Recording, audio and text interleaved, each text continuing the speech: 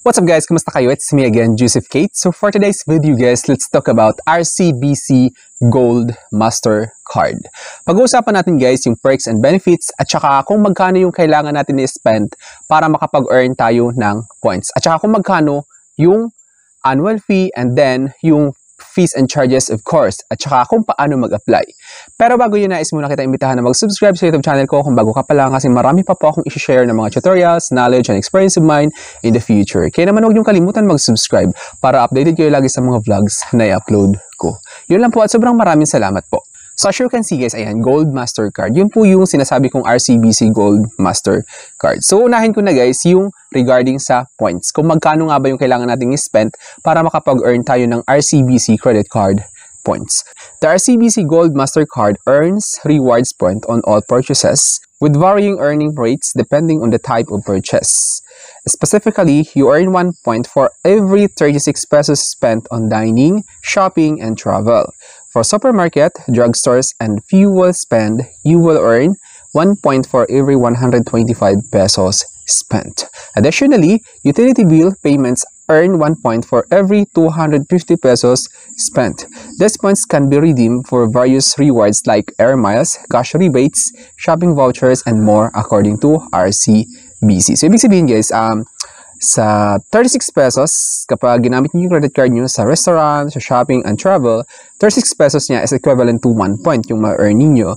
Then, sa supermarket naman, sa drugstore, and fuel, kapag nagpagas kayo ng kotse ninyo or something ganyan, 1 point siya for every 125 pesos. Then, 250 pesos naman sa utility bill payments. Like, for example, internet, telecommunications, something like that. Or di kaya sa, yung sa bill niyo sa PLDT, mga ganyan. Then ito pa guys, dagdag pa natin yung Gold Master Card. So, the card for those moving up the ladder of success. Earn flexible, non-expiring rewards points from all your purchases. So, ibig sabihin guys, non-expiring siya.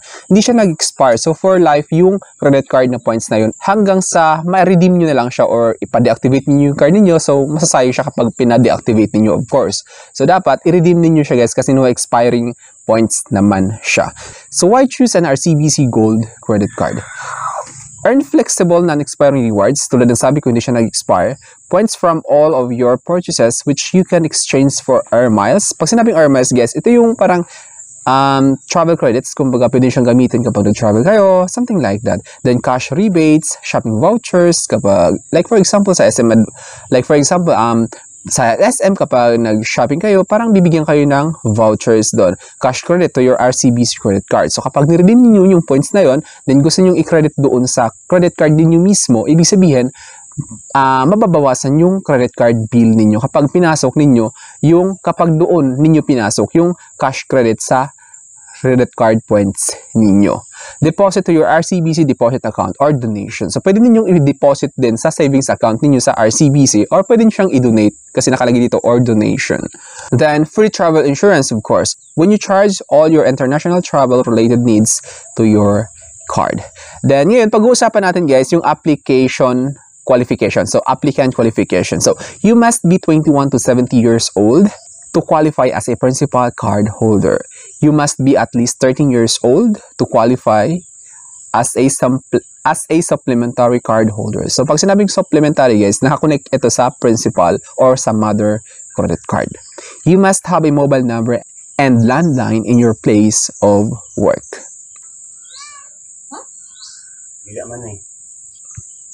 Then ngayon, next natin na pag-uusapan guys is yung documentary requirements for RCBC Gold Master Card. So as you can see guys, ayan, requirements for employees. Completely filled out and signed application form.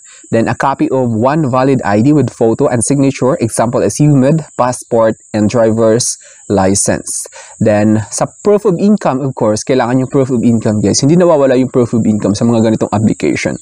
A copy of any proof of income for employed. Latest income tax return with BIR stamp. Latest payslip stating monthly salary. The original certificate of employment with annual income details and signed by authorized human resources group signatory. COA must not be more than 6 months old. Latest bank statement showing the salary credit for the month. So, ibig sabihin, yung sa transaction guys, sa savings account ninyo, doon sa RCBC, kung yun, like for example, sa BDO, ganyan, dapat makikita doon yung reflection ng every month na sinasahod ninyo. Para naman sa mga self-employed, proprietor, or businessman, so latest audited financial statements or AFS with BIR or bank stamp and latest income tax return, ITR and or W2 with BIR or bank stamp. Latest bank statements showing cash credits, sales receipts for the month. So yung sa resibo ninyo guys, hindi nyo dapat winawala yun kasi kailangan din dito as proof na kayo may earnings talaga or profitable yung business ninyo. Processing of credit card applications may take 10 to 15 banking days.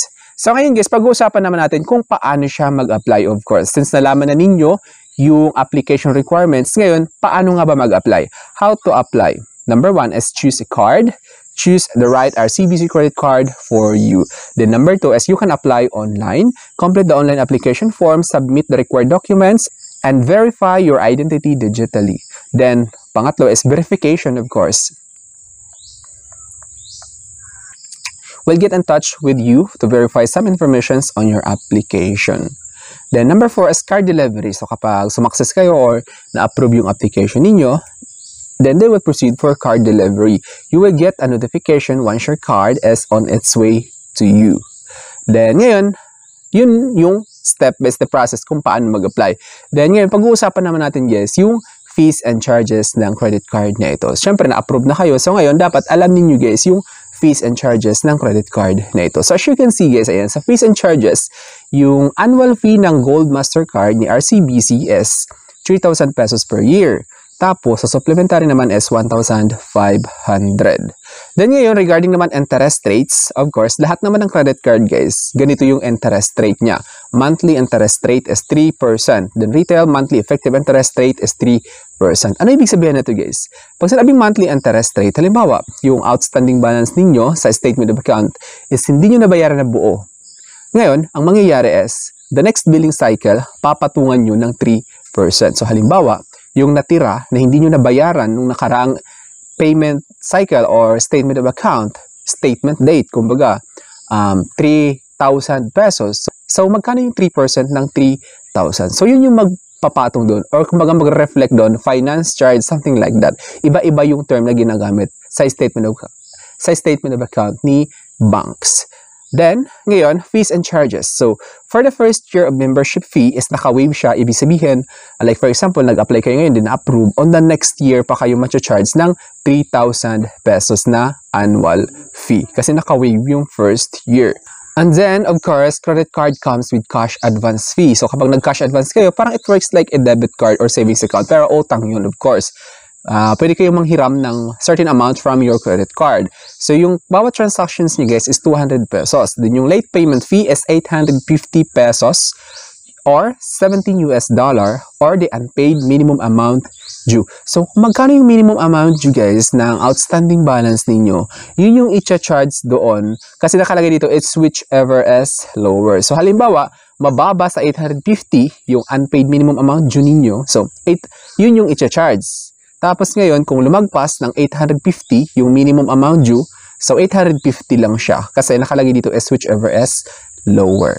So, ganun lang naman guys yung mga mahalagang fees and charges ni RCBC Gold Mastercard. So, sana may na-share ako. It's me again, Joseph Kate, that says that we don't have cash because we go for cashless transactions. Bye-bye!